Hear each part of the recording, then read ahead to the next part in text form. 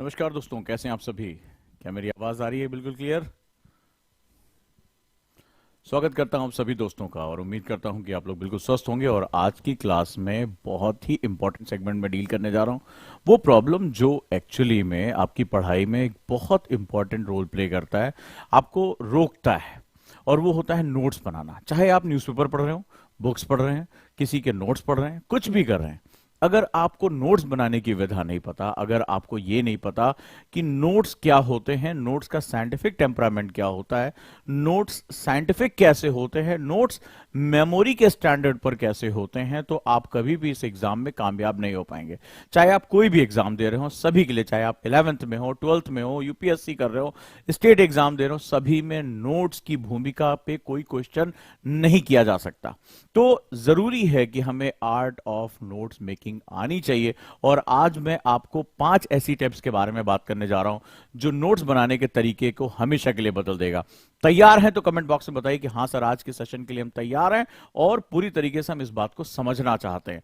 दूसरी सबसे बड़ी बात है कि जो लास्ट के 2 मेथड हैं, यानी 4th मेथड और 5th मेथड, वो एक ऐसा इंपॉर्टेंट मेथड है जो न सिर्फ नोट्स मेकिंग में आपकी मदद करेगा, जब आप आंसर राइटिंग कर रहे होंगे, जब आप आंसर डिलीवर कर रहे होंगे, तो यहां पर वो आपको बहुत सशक्त बना देगा, बहुत ताकतवर बना देगा। और ऐसी कंडीशन में आपका जो एग्जामिनर है, जब आपकी कॉपी चेक कर रहा होगा, वो न सिर्फ आपसे प्रभावित होगा, आपको बेहतरीन मार्क्स भी वो प्रोवाइड करेगा। तो लेट्स स्टार्ट दिस जर्नी।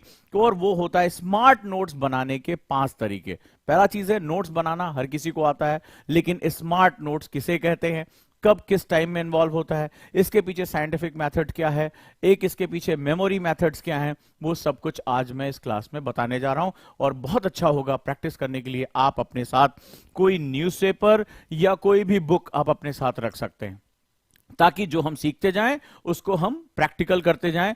जो गलतियां होंगी आप मुझसे वहीं कहीं पूछ सकते हैं, मैं आपको बता सकता हूं कि नोट्स बनाने में आपसे बेसिक गलतियां क्या होती है। तो कोई भी एक बुक ले लीजिए, कोई भी न्यूज़पेपर ले लीजिए, कोई भी ऐसी चीज जिसका नोट्स आप प्रैक्टिकली बनाना चाहते हैं। एक व्हाइट पेपर जरूर होना चाहिए और एक पेंसिल होनी चाहिए। आज की क्लास में आप देखेंगे कितना मजा आने वाला है और कितनी नई चीजें हम सीखने जा रहे हैं। रेडी? तो मुझे कमेंट बॉक्स में बताइए, yes sir we are ready. Pen paper आपके पास आ चुका है, एक पेंसिल, व्हाइट पेपर, कोई भी न्यूज़पेपर या बुक भी आपके साथ होनी चाहिए। रेडी? चलिए शुरू करें। शुरुआत करते हैं हम लोग 5 टिप्स, और लास्ट के 2 टिप्स बिल्कुल मत छोड़िएगा आप।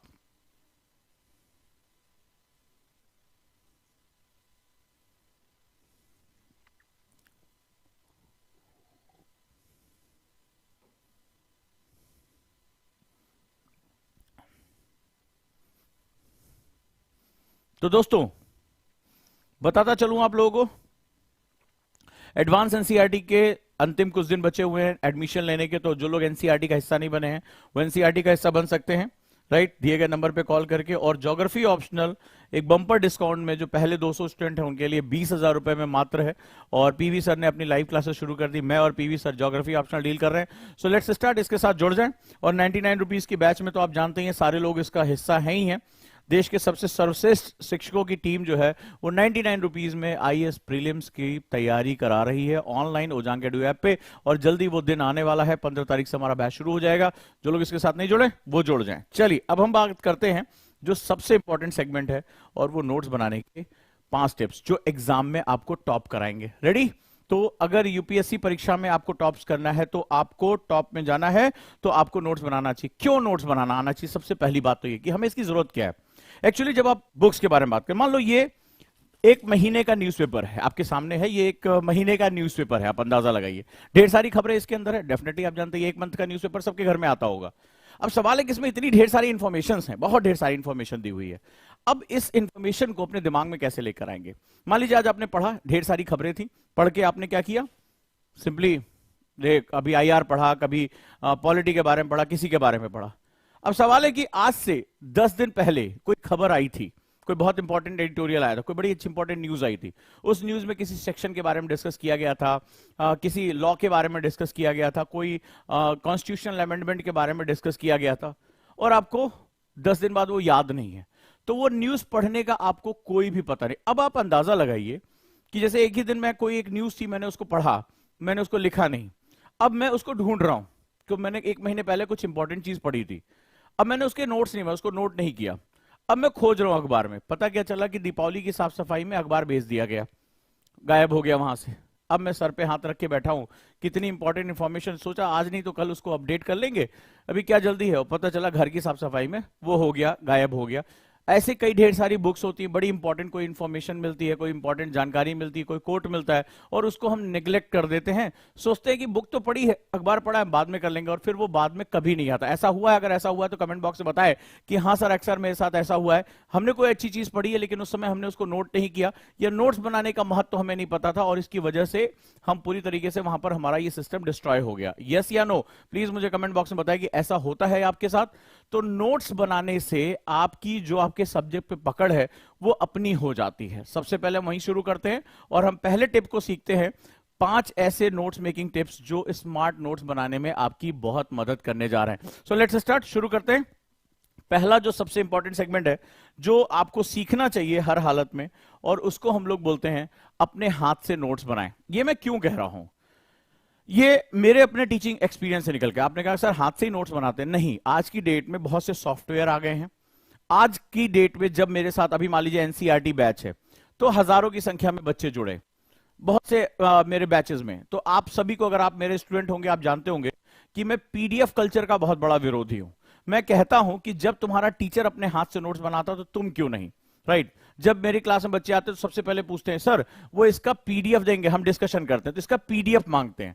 बहुत से इंस्टीट्यूशन ने पीडीएफ कल्चर को बोल दिया कि तुम कुछ मत पढ़ो, ये स्लाइड का पीडीएफ तुम्हें दे देंगे, ये तुम्हें फलाने का पीडीएफ दे देंगे, तुम कुछ मत लिखो और तुम चुपचाप आराम से गाल पे हाथ रख के सुनते रहो।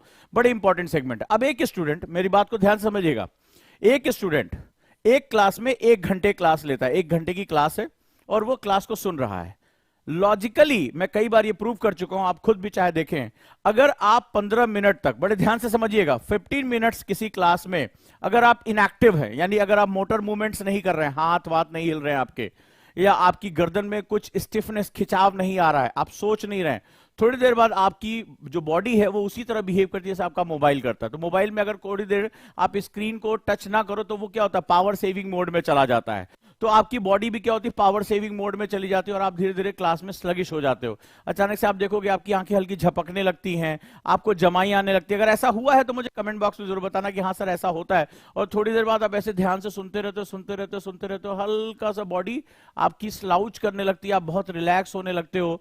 और अचानक से बीच बीच में हो सकता है कि आपका ध्यान भी कहीं भटक जाता हो, आप यहां से वहां चले जाते हो। और दूसरा सबसे बड़ी दिक्कत होती है कि आपका दिमाग जो है वो अटेंटिव नहीं रह जाता। उसका सबसे बड़ा रीजन है कि हमारा जो दिमाग है वो पावर को सेव करता है, इसके पीछे साइंटिफिक फैक्टर है। तो उसको लगता है कोई एक्टिविटी नहीं हो रही है, ये पर्सन कुछ भी मूवमेंट नहीं कर रहा है, एनर्जी को कंज्यूम नहीं कर रहा है, तो हमें एनर्जी को सेव करना चाहिए। और ऐसी कंडीशन में वो पावर सेविंग मोड में आपको डाल देता है। नतीजा क्या होता है, जो आपकी ब्रेन की एक्टिविटी है वो स्लो हो जाती है। अगर आप सोचो दिन भर में आप 3 घंटे की क्लास कर रहे हो तो आपके 3 घंटे में से सबसे ज्यादा हिस्सा आपका निकल जाएगा। और आज की डेट में चूंकि हम एक कमर्शलाइज दुनिया में जी रहे हैं, तो वहां होता है कि भाई हमने कोचिंग को पैसा दिया है, कोचिंग वाले हमें पीडीएफ दे देंगे। और वो पीडीएफ कल्चर के भरोसे वो क्या होता है, मोस्टली स्टूडेंट जो है वो नोट्स नहीं बनाते। इसीलिए जब वो एकेडमी में आता है तो बहुत लंबे समय तक मुझे संघर्ष उनके साथ करना पड़ता है कि जब आपका टीचर खुद अपने हाथ से नोट्स बना रहा है, मैं अपने हाथ से लिख के नोट्स देता हूं, LWMI मेथड हमने डेवलप किया, तो आपको भी नोट्स बनाना चाहिए, क्योंकि उसके पीछे सबसे इंपॉर्टेंट सेगमेंट है आपकी मोटर एक्टिविटी। आपकी मोटर एक्टिविटी, जब आप खुद से उस काम को इन्वॉल्व करते हैं तो आप इन्वॉल्व हो जाते हैं, आप सक्रिय रहते हैं। और जो आप बच्चे कहते हैं कि साहब क्लास में पढ़ा लेकिन सब कुछ भूल गया, एक्चुअली आपने कभी याद ही नहीं किया था, तो आप भूलेंगे कहां से? आपने जब याद ही नहीं किया तो आपको उसको भूलने और ना भूलने की संभावना नहीं है।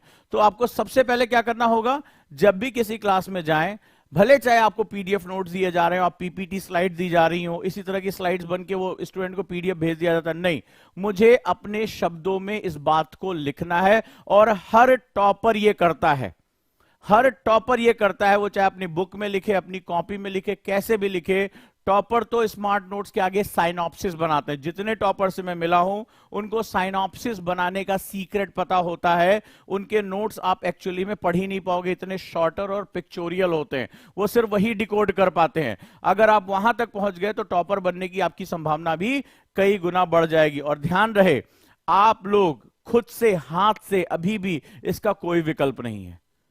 तो आप हाथ से नोट्स बनाइए, आप उसको पिक्चोरियल फॉर्म में बनाइए, आप खुद को इन्वॉल्व करके बनाइए, तभी आप एज इट इज, कुछ लोग कॉपी करके नोट्स बना लेते हैं, यहां से कॉपी किया और उसको पॉइंट में लगते चले गए।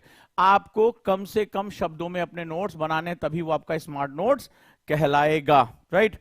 तो जानकार भी कहते हैं, रिसर्चर कहते हैं कि वो लोग जो अपने हाथ से नोट्स बनाते हैं वो वाकई में दूसरों से ज्यादा इंफॉर्मेशन को याद रख पाते हैं।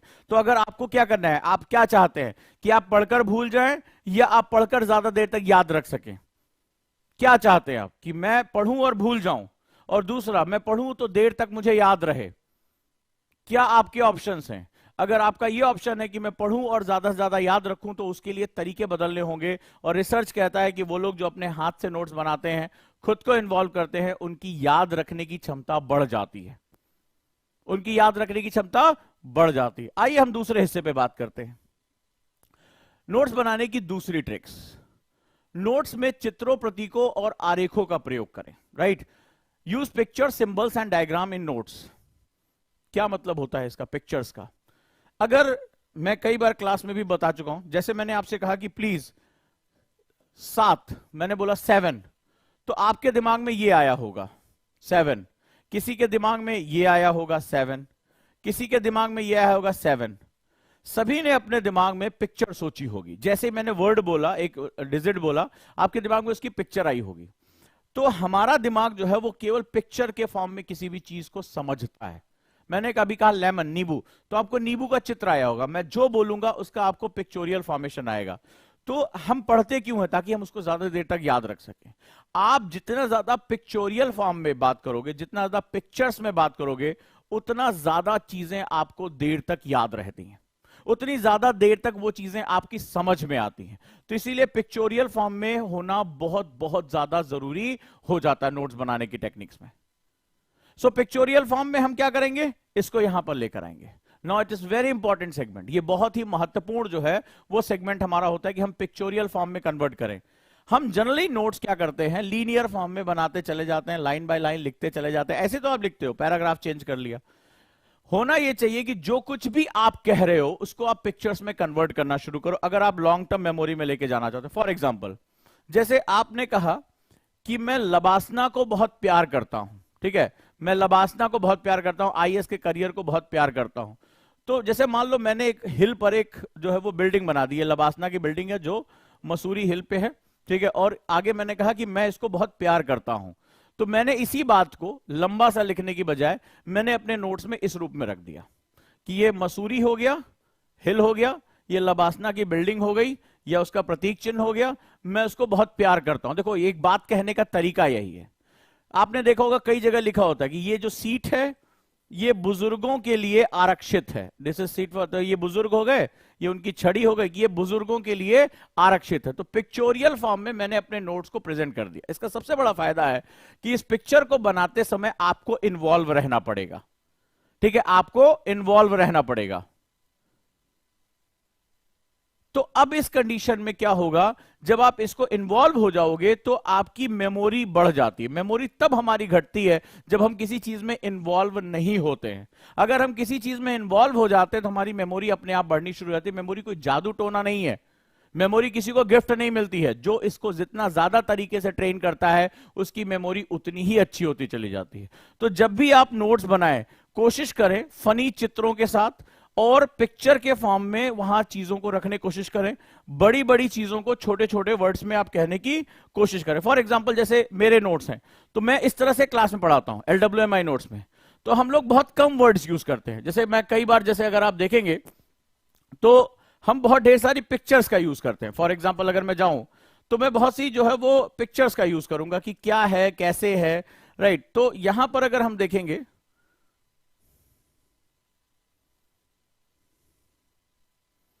तो हम कई पिक्चर्स के थ्रू, जैसे हम कोई भी चीज अगर रहेंगे तो हम इसको एक फ्लो चार्ट के थ्रू डिस्कस करेंगे। मेरे नोट्स बनाने का तरीका इस तरह से होता है जहां हम कम से कम वर्ड में अपनी ज्यादा से ज्यादा बात कहने की कोशिश करेंगे। क्लियर है? तो जितना ज्यादा आप पिक्चर्स का यूज करोगे, मान लो जैसे ये है, हिस्ट्री पढ़ना है तो मुझे हड़प्पा पढ़ना है, तो हड़प्पा मैंने उसके पिक्चर्स के साथ इस्तेमाल करना शुरू किया तो मेरी विजुअलाइजेशन बहुत ज्यादा बढ़ जाएगी, मेरे जो है वो तरीके पढ़ने के बढ़ जाएंगे। तो जब मेरे तरीके चेंज हो जाएंगे, मैं ज्यादा विजुअलाइज कर पाऊंगा, तो मुझे वो ज्यादा देर तक याद रहेगा। तो आज के बाद जब भी नोट्स बनाएं उसको पिक्चोरियल फॉर्म में कन्वर्ट करने की कोशिश करें। मेरे बहुत से स्टूडेंट लगातार इसको करने की कोशिश करते हैं। तो दूसरा चीज हो गया कि जब भी नोट्स बनाएं वहां प्रतीक यानी कि साइन, वहां पर जो है डायग्राम्स, सिंबल्स, पिक्चर्स, इनका प्रयोग बहुत ज्यादा करें। मान लो तुम्हें किसी भी चीज के बारे में बता, जीडीपी, तो जीडीपी ग्रोथ हो रही है, तो एक अप साइन बनाया, तो अप साइन से क्या हो गया, मुझे पता चल गया कि now I am talking about the GDP growth. तो मुझे इस तरीके से कम वर्ड्स में मुझे जो है वो सेगमेंट्स को बनाना है। आइए अब मैं तीसरे मेथड के बारे में बात करता हूं कि नोट्स बनाते समय तीसरी सबसे ज्यादा चीज क्या रखनी पड़ती है, सबसे इंपॉर्टेंट सेगमेंट क्या होता है, और उस चीज का नाम है राइट नोट्स इन मिनिमम टेक्स्ट, यानी कम से कम शब्दों में नोट्स लिखें। यह घटना मैंने देखी, एक स्टूडेंट, मैं पढ़ाने गया था, एक स्टूडेंट जो है वो बड़ा प्रभावित हुआ और नोट्स बनाकर लेकर आया। अब उसने क्या किया, एक मोटी सी कॉपी में ढेर सारा लिखा, एक किताब को देख के उसको ढेर सारा लिखा, पहले उसने अंडरलाइन किया, फिर उसको सुंदर सुंदर शब्दों में कॉपी में लिखा और वो मोटी सी कॉपी बना के लेकर आया। तो मैंने उसमें से कुछ क्वेश्चन पूछे, उसने कहा नहीं सब अभी मैंने सिर्फ लिखा है, याद नहीं किया है, और इस काम को करने मुझे 3-4 दिन लग गए। मैंने कहा 3-4 दिन में तुमने इतना कुछ लिखा, वो बुक से उठा के कॉपी में लिख लिया, 2-3 कलर के पेन से लिख लिया, और आपको याद कुछ नहीं है। ये बड़ा आश्चर्यचकित है मेरे लिए, ये बहुत ही ज्यादा बदलाव वाली ऐसी चीज है, मैं बड़ा जो हतप्रत रह गया। आपने एक समय को वेस्ट किया। आपको क्या करना होता है, आपको कम से कम शब्दों में, इसको LWMI कहते हैं, लेस वर्ड मोर इंफॉर्मेशन। जैसे मेरे स्टूडेंट हैं तो वो क्या होता है, वो बहुत ही आसान तरीके से नोट्स बना लेते हैं। अब हमारे नोट्स बनाने का तरीका क्या है, ये हमारा नोट्स बनाने का तरीका है, ठीक है, ये हमारा नोट्स बनाने का तरीका। फॉर एग्जांपल हम गए तो हमने पूरे चैप्टर, अब आप सोचो कि ये पूरा चैप्टर है और ये पूरा चैप्टर सिर्फ इतने वर्ड्स के अंदर आ गया। ये लॉजिक होता है, ये क्वेश्चन बेस पे होता है। हम किसके बारे में बात कर रहे हैं, हम लैटिट्यूड के बारे में बात कर रहे हैं। लैटिट्यूड्स क्या होते हैं, ये होते हैं, इनका वेटेज क्या होता है, ये होता है, इसके साथ और बड़ी चीजें क्या हैं, ये हैं। पूरा चैप्टर है ये, पूरा चैप्टर। तो इससे क्या होता है, आपको अगर रिवीजन करना है तो जब आप शॉर्ट नोट्स बनाते हैं, पिक्चोरियल नोट्स बनाते हैं, तो नोट्स क्या लगता है, कॉपी में रखने से याद होता है। जैसे हमारी क्लास में उजांकियंस क्या काम करते हैं, नोट्स को निकालते हैं, दीवार पे चिपका देते हैं। जहां ब्रश कर रहे हैं, बाल झाड़ रहे हैं, तो वो नोट्स हर समय रिवीजन होते रहते हैं आंख के सामने। अब इसको पढ़ना कितना आसान है। अगर मान लीजिए, इसका सबसे बड़ा फायदा क्या है, इसका सबसे बड़ा फायदा है, कल को मुझे कोई एक जानकारी मिली कि उष्ण कटिबंधीय क्षेत्र में जलवायु परिवर्तन के फलाना हिस्से हो रहे हैं, या जो शीतोष्ण कटिबंध है वहां हीट जोन पाया जा रहा है, ब्रिटेन में हीट बहुत बढ़ गई। अब मैंने क्या किया, अगर आप कन्वेंशनल नोट्स लिख रहे हैं तो आप कॉपी के लास्ट में लिखेंगे, आप कॉपी के लास्ट में लिखेंगे। लेकिन अगर मैं इसी में मैंने ब्रिटेन का एग्जाम्पल जोड़ दिया कि भाई ब्रिटेन में ऐसा हुआ और यहां पर हीट आइलैंड बन गया, इस साल ऐसी जो है वो घटना हुई, that is related to the global warming, ये ग्लोबल वार्मिंग से जुड़ी हुई है, या ग्लोबल वार्मिंग के लिए मैंने अर्थ बनाया और अर्थ में आग निकाल दी, ये ग्लोबल वार्मिंग से आग जो है वो जल रही है, पृथ्वी जल रही है, ग्लोबल वार्मिंग हो गया। मैंने अपना एक पिक्चर बना दिया, मैं समझ सकता हूं। अब मुझे अलग से कॉपी बनाने की जरूरत नहीं, मैंने करंट अफेयर्स को अपने इसी ज्योग्राफी के नोट्स के साथ जोड़ दिया। Is it possible? Definitely possible है। अब जैसे फ्रिजिड जोन, शीत क्षेत्र हो गया, अब शीत क्षेत्र में बर्फ पिघल रही है, आर्कटिक की बर्फ पिघल रही है, ग्रीनलैंड की बर्फ पिघल रही है, तो यहां पर क्या होगा, आइस कैप्स।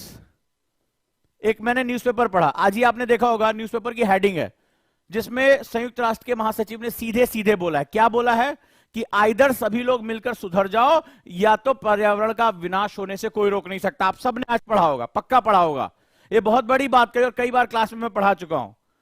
अगर याद होगा कि या तो सुधर जाओ सारे देश या आप मिटने के लिए तैयार हो जाओ, मानव को अब जो है पर्यावरणीय प्रबंधन से कोई नहीं बचा सकता। अब आपको कुछ अपडेट करना और आपने यहां पर लिख लिया कि आइस कैप्स क्या होगी, मेल्ट डाउन हो जाएगी, तो मेल्ट डाउन हो गई, ठीक है। तो मैंने सिंबल बना के बता दिया कि मेल्ट डाउन हो रही है, पानी के रूप में जो प्रवाहित हो जाएगी। इसके क्या क्या इंपैक्ट हो गए, समुद्र का तल स्तर बढ़ जाएगा, साफ पानी की जो मात्रा घट जाएगी, नदियों में बाढ़ आ जाएगी, फिर सूखा आ जाएगा। मैंने सारे पॉइंट उठा के यहीं पे जोड़ लिए। अब मुझे अलग से नोट्स बनाने की जरूरत नहीं, मैंने सारे के सारे नोट्स यहीं पर जोड़े और बना लिया।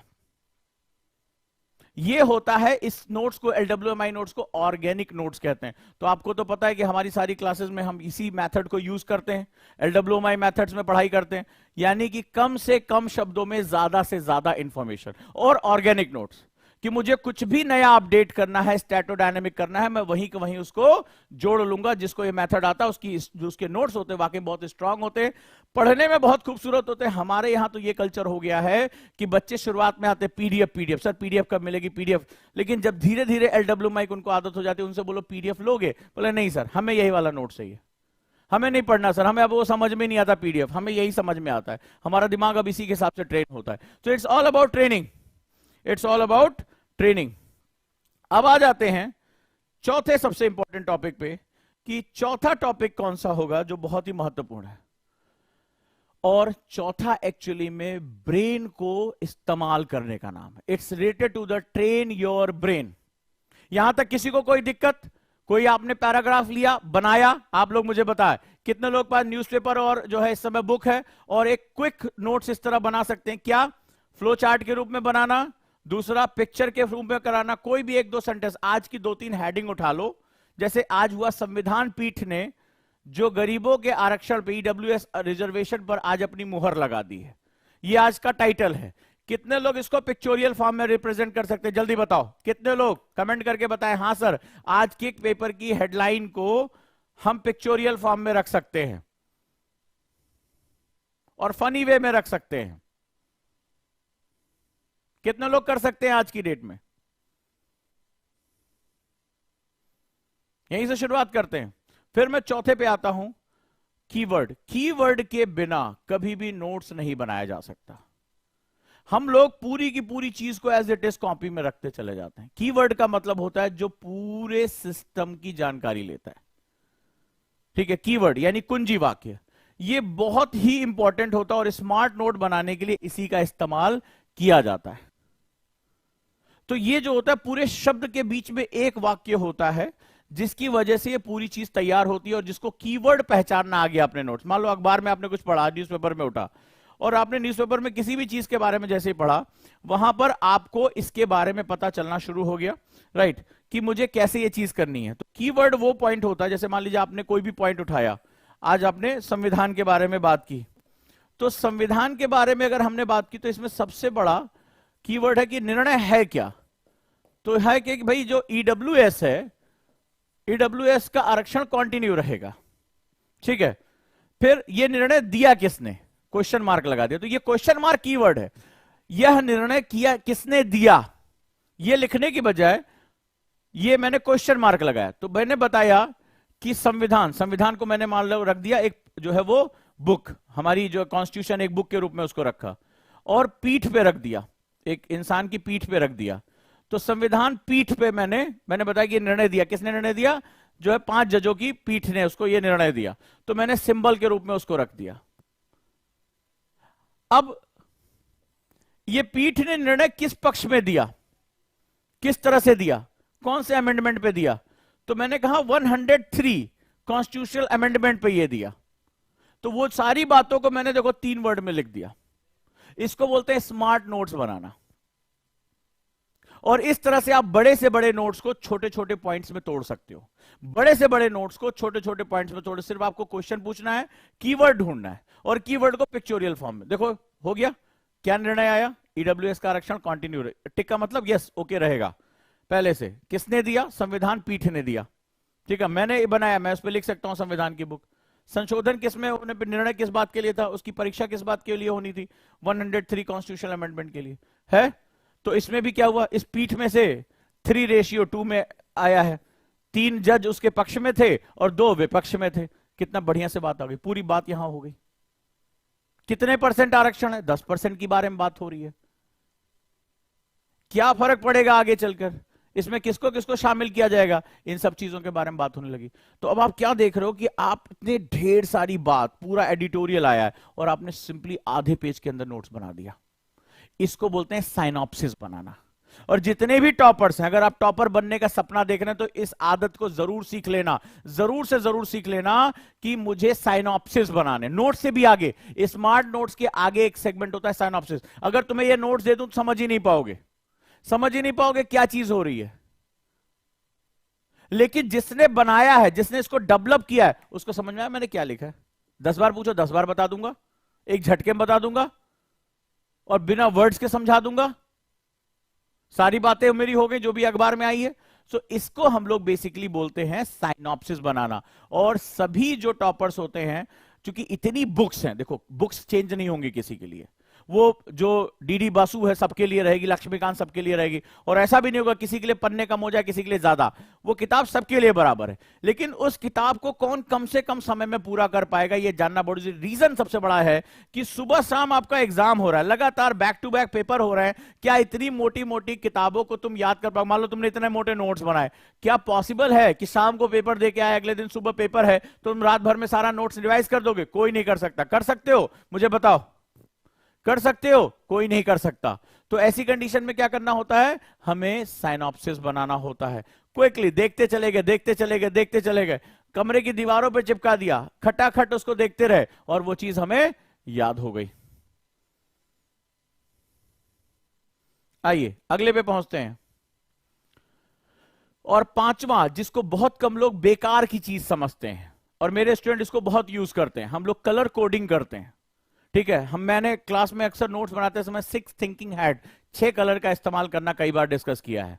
और इसको बोलते हैं अपने नोट्स में कलर्स का यूज करें। कलर्स हमारे दिमाग को बहुत एग्जेजरेट करते हैं, और कलर से आप सिंबल बना सकते हैं।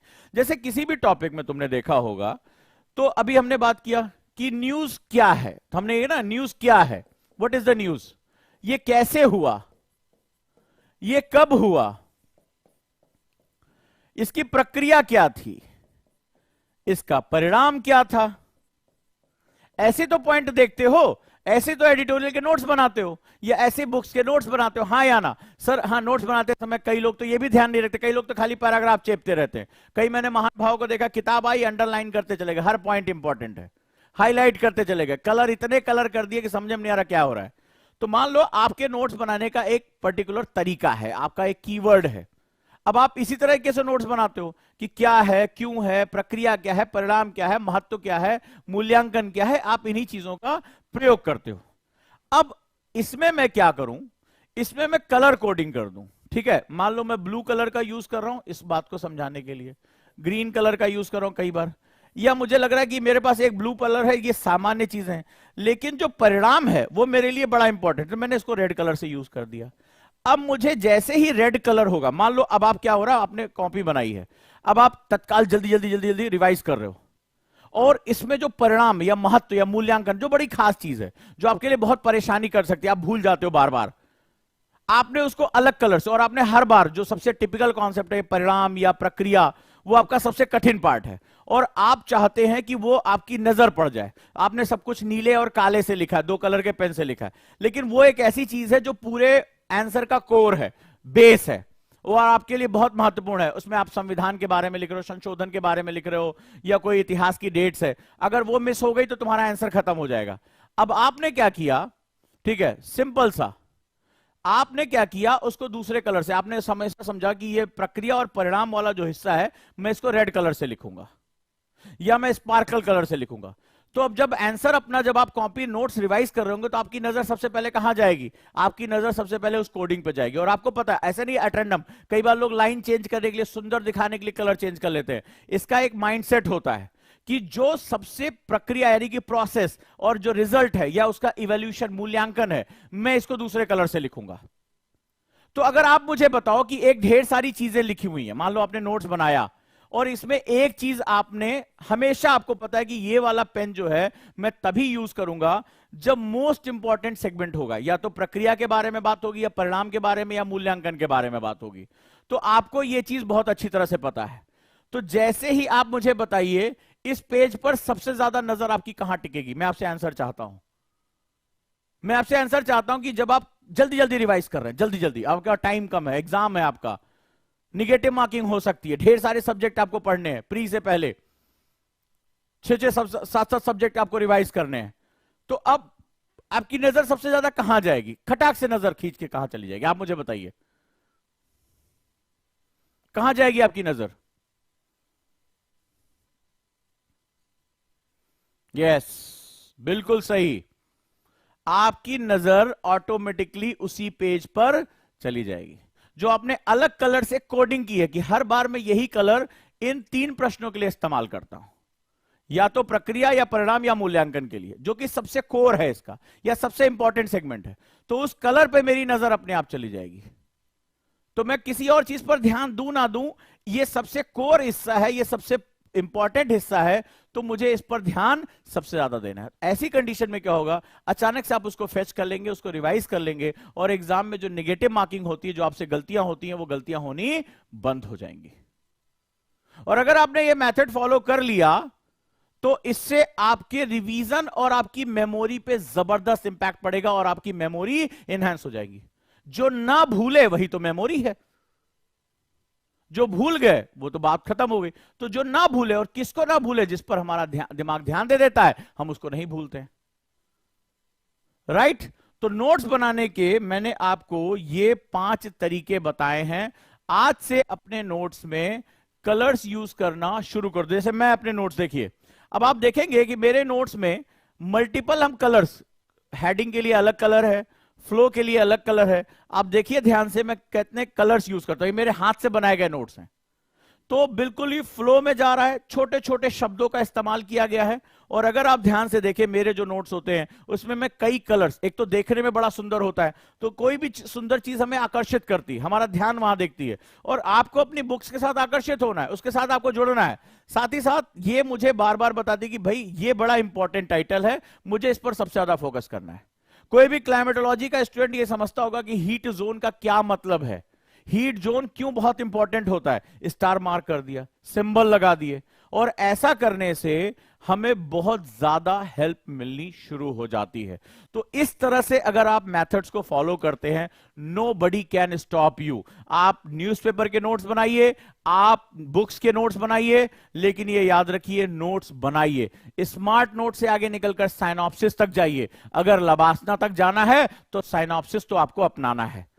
तो आप अब अपने आप को इन्वॉल्व करिए। और जो ये पीडीएफ कल्चर हो चुका है, अरे हम कुछ नहीं लिखेंगे क्लास में, खाली गाल पे हाथ रख के सुनेंगे, यकीन मानिए आप अपनी जिंदगी को अपने हाथों से तबाह करने का वो प्रक्रम कर रहे हैं जो आपके पूरे करियर को तबाह करेगा।